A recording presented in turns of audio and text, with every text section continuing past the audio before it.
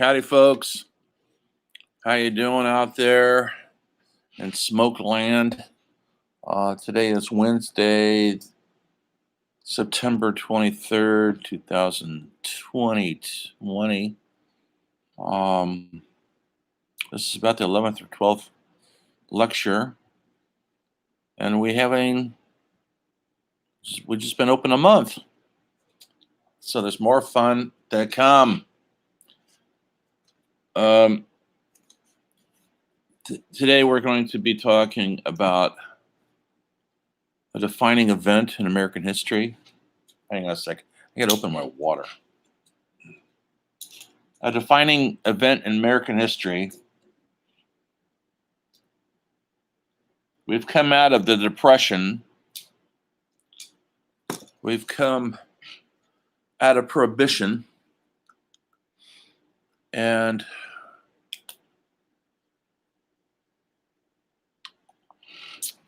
right smack dab into a world war.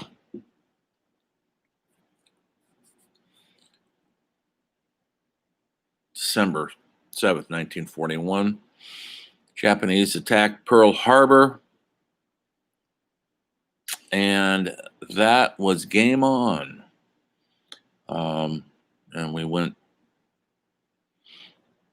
Germany and Japan were allies, and so we're fighting the Nazis in Europe, Japan in the South, the Pacific, all the islands you've never heard of till we got there. They've become familiar now. But also we're fighting in China because Japanese invaded China. They were very, they wanted to control a lot of stuff, and it was a pretty vicious fighting also. There's a lot of slaughters from Japan. Anyway, so right in the middle of this, Hollywood is just recovering from the Depression. And a whole slew of films were coming out, big budgeted films I talked about already, like Gone with the Wind, Citizen Kane, and Grapes of Wrath, and just a lot of wonderful Hollywood cinema. The worldwide cinema is not so happening much right now because of what's going on in Europe. It's hard to make a movie when the army is coming your way.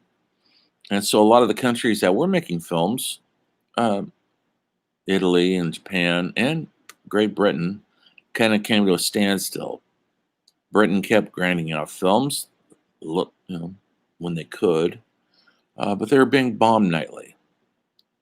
And from across the channel, Germany could lob missiles over to London, and they did this, and killed a lot of innocent people and destroyed a ton of property. And that was the first time that a war had been taken so severely to the civilians. They weren't hitting military objectives by lobbing bombs in downtown London. And so that meant right there that this looks like a different war. This is going to be different. It's not going to be polite. The rules of engagement are not. Everything's changed. There's this thing called the Geneva Convention, which are essentially the rules of war. Japan didn't sign it, so they're not going to obey the rules of war. And Germany did sign it, but they didn't really stick to it. And it's vicious bombing of innocent civilians in London. Now we don't get that here because you can't reach in those days, it was nigh impossible to reach us. Now you can reach us, folks. But they can reach, Japan could reach Hawaii, which wasn't a state in those days, but we had our naval base was there, and they wiped it out. They just about wiped the entire thing out on a supposed sneak attack. Lots of innocent sailors are killed and civilians. and the Japan shocked the nation. We knew Germany was coming. We've been having trouble with Japan.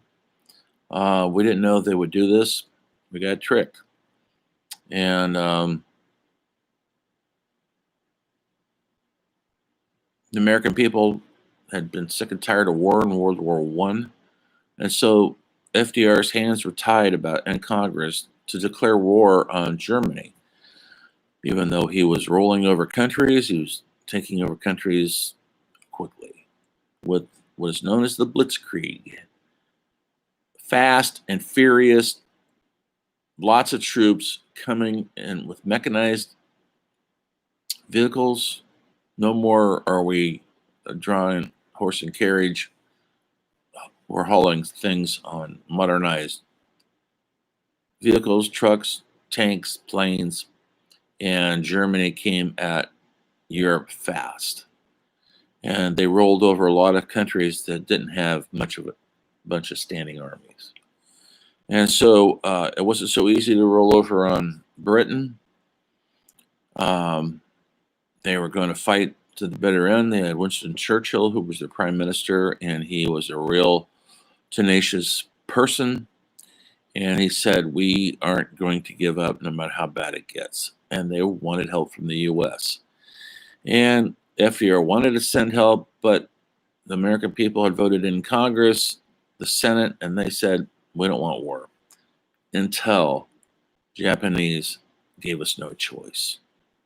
Now suddenly we're in a world war on many fronts, lots of countries, just about every country in the world was involved in it. Very few countries stayed out of it. Legendary countries like Switzerland and Sweden were neutral, but they still got occupied by the Germans, but they didn't fight back. And because they didn't want to get destroyed. In the meantime, Germany came through there and used their countries as bases of operations to further grab countries and territory. So it's a bad situation. The war machine has to get cranking. We had a very small standing army at the time. We weren't prepared for this. And now all of a sudden we have to get going. And so a call goes out to the nation for people to volunteer for the services. And there were lines around the block. It was what they called a good war, meaning a just war, and people were volunteering in mass to join the military. In the meantime, we had to crank up the means of warfare. We had to make weapons and bullets and tanks and ships and planes. So, and the men are going to war, they're going into the army, so the women had to step in, and they started doing jobs that men usually held. They were building the armaments in the factories all over this country, paid for by war bonds. War bonds, because taxes wasn't enough. The taxes weren't enough to pay for it. War bonds, you buy a war bond, $25. Usually, I think that was an inexpensive one, or you could have an expensive one. And that $25 goes right to the war machine only. That's not taxes. It's not going to do road repair or anything else. And you get to keep the certificate that you're part of the war effort. Movie theaters went in with everything they had. Hollywood, you have to commend Hollywood. They really helped the war effort out big time. Movie stars, male and female, went out in the communities in America, and they raised money with their war bonds, with big rallies. And they were considered, the men were considered too old to, a lot of them in their 50s and 60s, they're too old to get out and actually join the military. And so this is how they gave back to their country, was going out and volunteering to sell war bonds to the public. And there were some big movie stars involved. One of them was gonna draw a blank on her name now. That's great. I should write this stuff down once in a while. That'll come to me. She was considered an icon of screwball comedies in the 30s. She is wonderful, completely wonderful.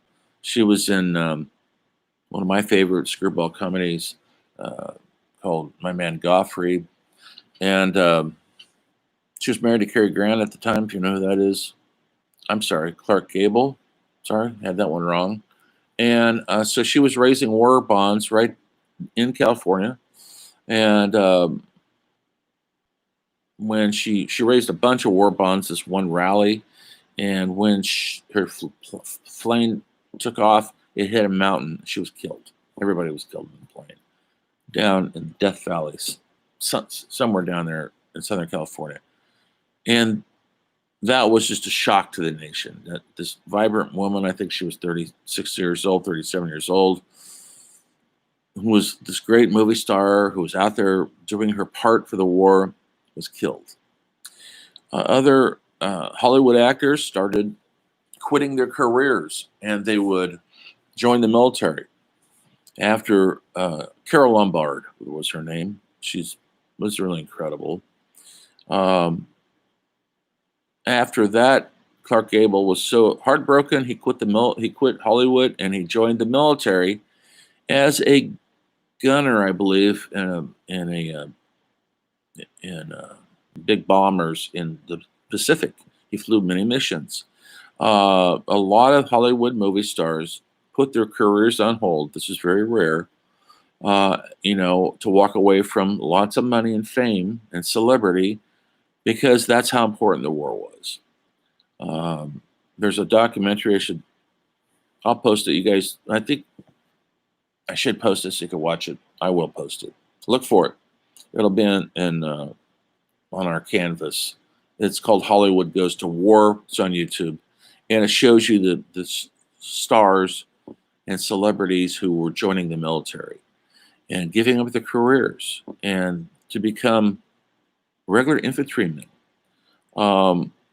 Besides Clark Gable,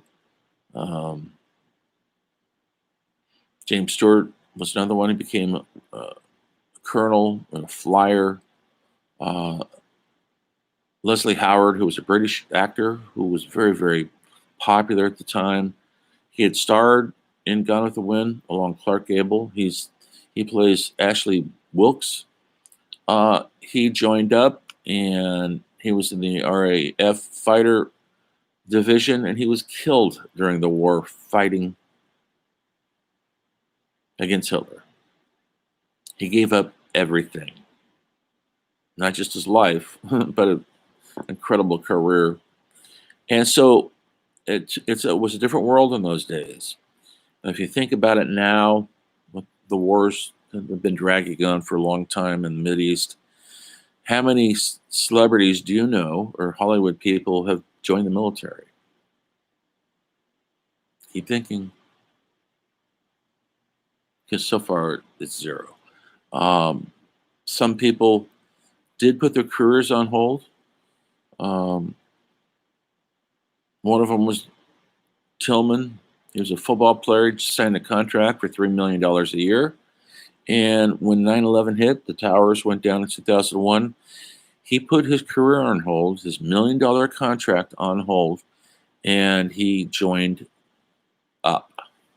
And he went to fight in, I forget the first Desert Storm. I think it was the first one in the 90s.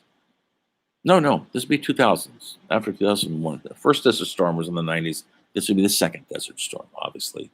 And Pat Tillman, and All-American running back, All-American boy. And guess what, folks? He was killed. He was killed in combat, and George Bush was president at the time. They were so desperate to get everybody in behind their war effort because a lot of people were questioning whether we really needed to go to war with this country. Well, they used his story, and there's a great documentary. You should seek it out, called the Pat Tillman story. And they concocted a story that he was killed in action in the line of duty by the enemy. It turned out not to be the case. He was killed by friendly fire. That means his own guys killed him accidentally. But when you're shooting out there and troops are spread out everywhere, it's not that hard to accidentally shoot some of your own guys you don't know they're over at a certain place. And he was shot, and they kept that a secret. He was shipped home. They said he was a hero. He wasn't. Yes, he sacrificed his life for his country, but he wasn't doing a hero. He was hiding behind a mound from enemy fire, but our own guys shot him. And they kept that from his parents. They kept it from the American public, and they had these big rallies to amp up the war effort and get everybody behind the war. Then they found out months later the truth of it. He was shot in the back from behind by his own troops, and he didn't die a hero. And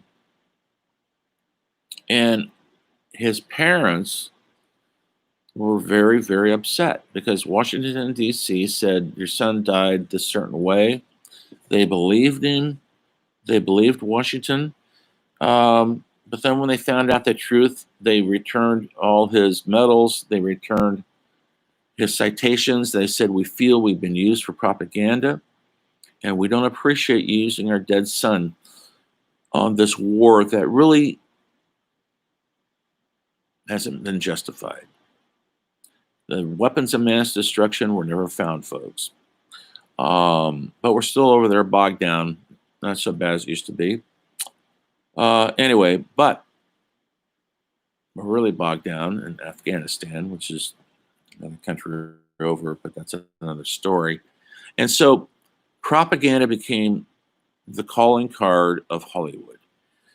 How to raise money for the war effort? Well, you make propaganda films. Now, when you think of propaganda, I don't know what you think, but a lot of people think that's maybe a lie being perpetrated to get money.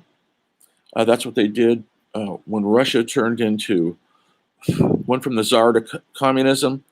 They started writing propaganda newsletters and news articles, and they made propaganda films to prop up the communist effort. It turned out to be, most of it was a lie. That's what a lot of propaganda is. It's ramping up an untruth to get popular opinion.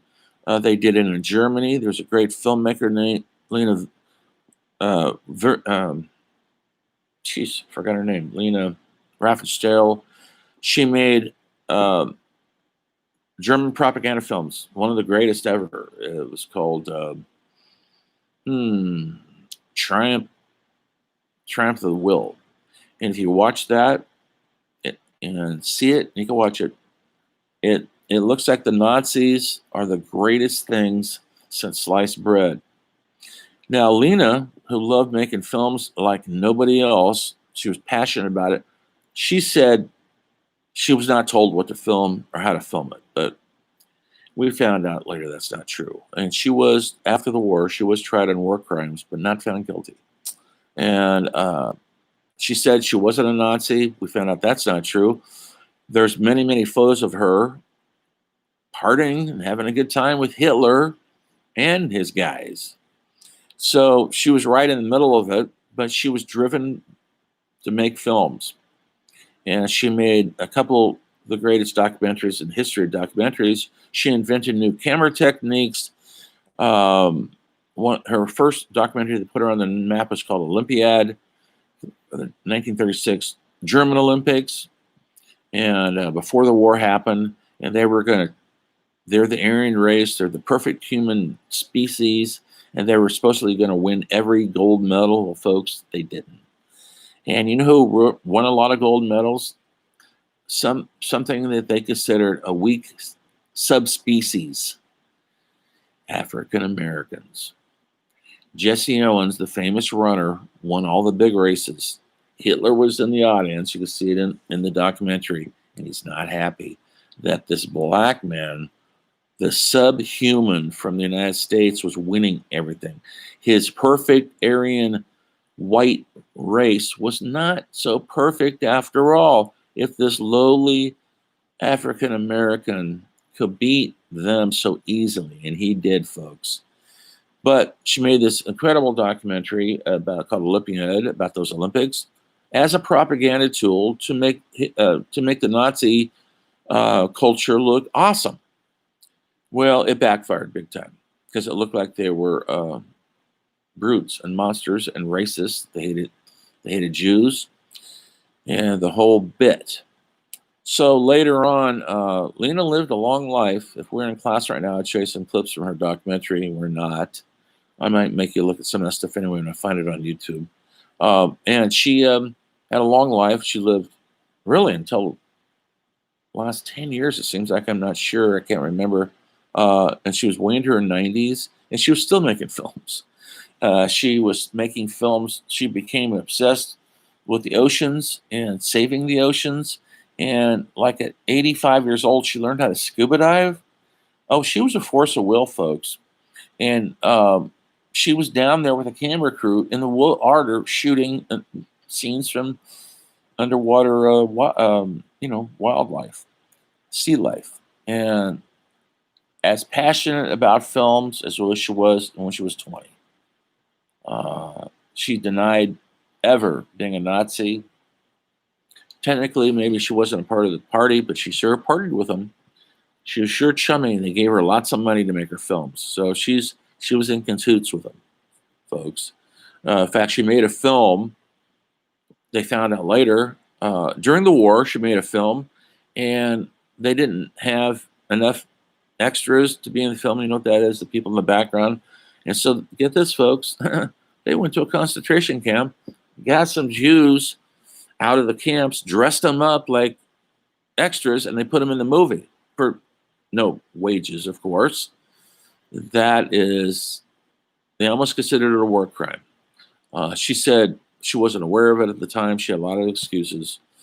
Here she is. She's a very controlling director who knows everything with her production, but she acts like she doesn't know that they were using people from the camps in her movie. Oh well.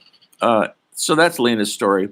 The war made liars out of a lot of people. We were making war movies here, and they are considered propaganda. It's not a dirty word. It looked like we were doing fine. We weren't. For early 2 years of the war, we were losing the war, folks. We didn't have the men or the firepower to go up against Japan, and they were running over us in the Pacific. And but the movies couldn't really show that because we don't want to look like we're losing anything. And so they made hundreds of these World War II movies. Some of them are excellent movies, and they all put a positive spin on how well we were doing, and that would help raise money for war bonds. They would sell the war bonds in the theater, and they'd have an announcement during the movie. Halfway through the movie, the announcer would come on, and before you depart the theater, please purchase a war bond in the lobby. Well, if you see John Wayne winning the war up on the screen, you're going to give money, and the coffers filled up.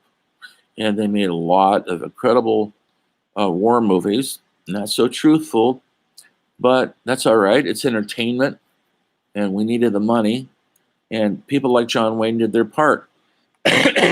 He did not go into the military. He got out of it because he had children. He was already a married man and so he used that to stay out of the military. But he played a lot of military people in these movies, especially during World War II. And so he looks like he's this uber super patriot. He was. This hero, not really. He's just an actor with a prop in the back lot of in Hollywood in Burbank. But his movies were successful and they gave hugely to the war effort. So that was his niche. And there's some other actors that did the same thing. They were 4F actors, Van Halen and stuff. Van Halen, sorry, Van Johnson. Yeah, Van Halen wasn't around then. It was a little too early. Maybe his dad was in the military. Anyway, and so they made these films as a way to show how good we were doing, which wasn't reality, and it raised money. We turned the war effort around. We cranked it up, folks. Women went to work by the thousands, and we're making battleships, and we're making army tanks and bullets and machine guns. Most of them made by women. They were referred to as Rosie the Riveter. And there's a famous poster. In fact, the original Rosie just died recently. She was like 100 years old. And it's a woman in like a working outfit, like maybe a man would wear. And she's got like a headband on to keep her hair, and she's like going like this, like she's flexing her muscles. She's now Rosie the Riveter, and she's putting in rivets, and she's building tanks and battleships. No men are helping because they're all in the war. They're all in the army. And so women really participated in the war effort as building the war machines. When they came out of the war, after the war ended, the men wanted their jobs back, and the women didn't want to let them go. They liked working like that. They were done being housewives and staying at home, raising the 2 kids and cooking for the husband who was working in the factory. They liked what they were doing, and they did not like going back to be the quaint little cute housewife, waiting diligently for her husband to come home, to have a martini, and to scream at the kids, and to have marital relationships, probably against her will. Ha ha ha. I'm kind of cynical with the war veterans who came out of that war, which is my dad. My dad was in the war. He was a pilot, first lieutenant, and when he came back to his hometown, it's a hard adjustment, folks, to go from that to going back to your hometown and your old job back. It's kind of boring. And my dad had a kind of a sweet war experience. He did. He always talked about it. He was a pilot, and he only flew usually during the daytime, not night. And he said he'd go film his mission, and he would meet, not exaggerating, folks, he would meet some farm girl in Belgium or France, and he'd live with them on the farm. And he'd park the plane literally on the farm, and then you have to go off and fly more missions the next day. He said it was a pretty fun time for a 23-year-old guy. Yeah, they're in a war, but they're also off the leash for the first time. And in these days, folks, people don't travel very far from their hometown. Usually people, up until the mid-20th century, which is when this is, stayed in their hometown. They're born in their town. They worked in the town. They lived there all their lives, made their families, and they died. After World War II, that all changed.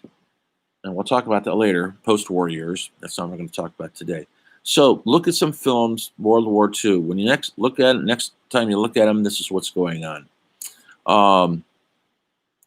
Everything changed when the war was winding down, and the filmmakers had to come back, and they couldn't make the same movie again. And you remember me talking about last week, I talked about John Ford, who made Stagecoach and many, many other wonderful films. Well, he went to the war. He was 60 years old, so he's too old to be fighting, but they made him a head of the documentary division in Washington, and he had the film division there, and they filmed. He's responsible for filming the D-Day invasion.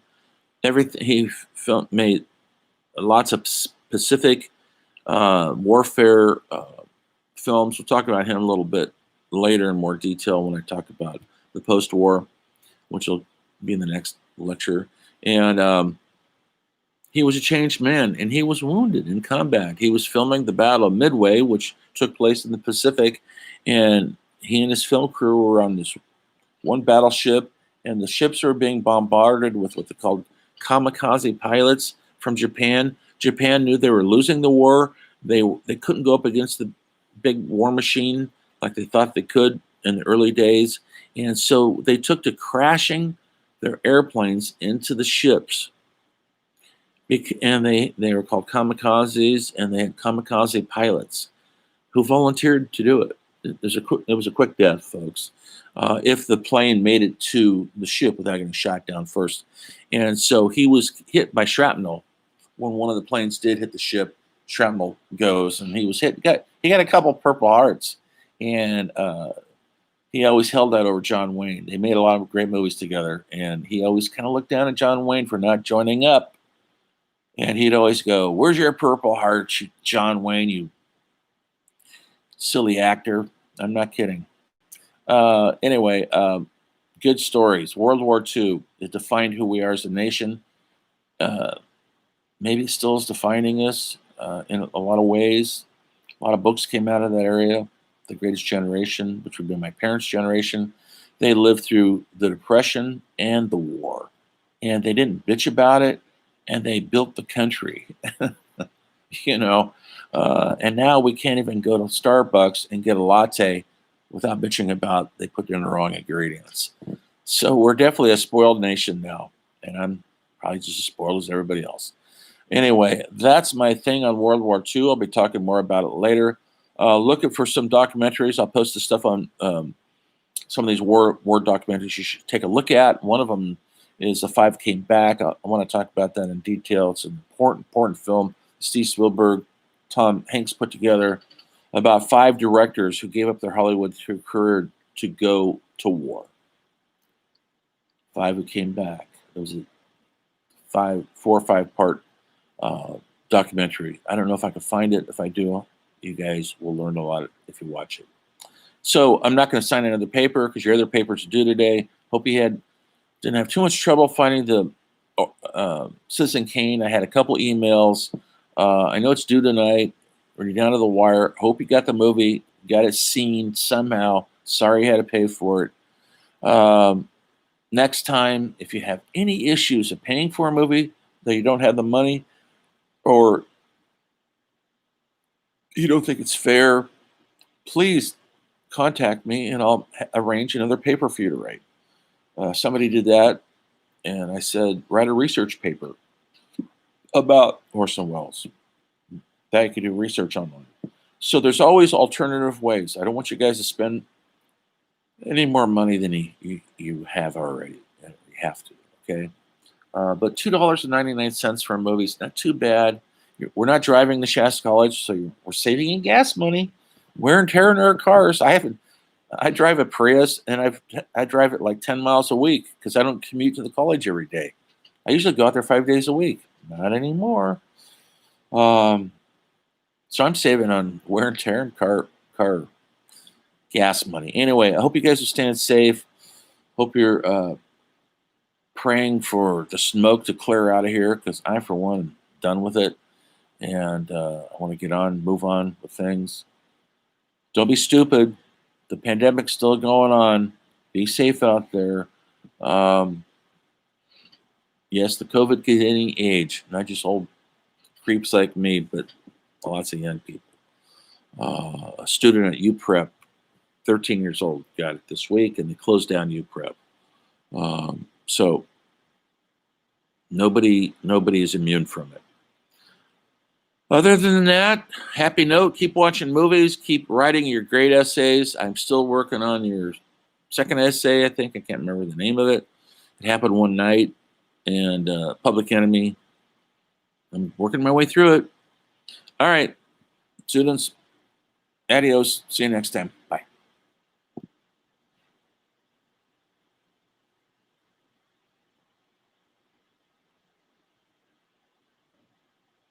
Underneath the bridge.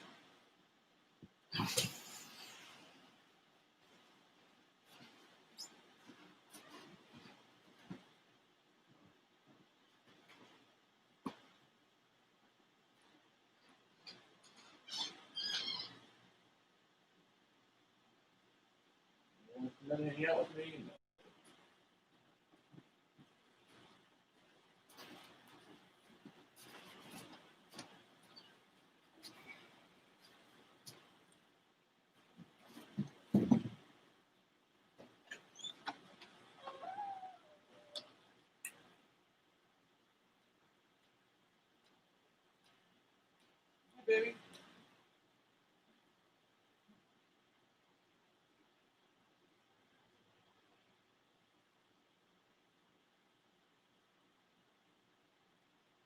Hello, baby. How you doing?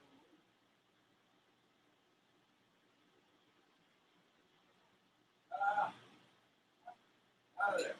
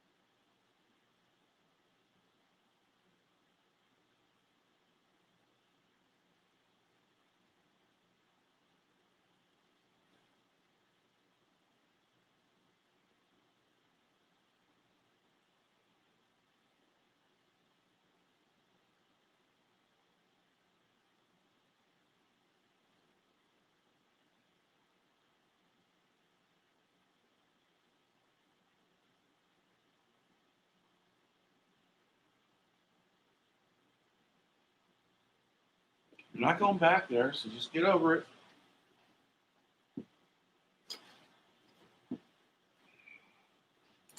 No. It's okay. You got to get off there. Yeah. Stupid fucking cat has to jump on everything.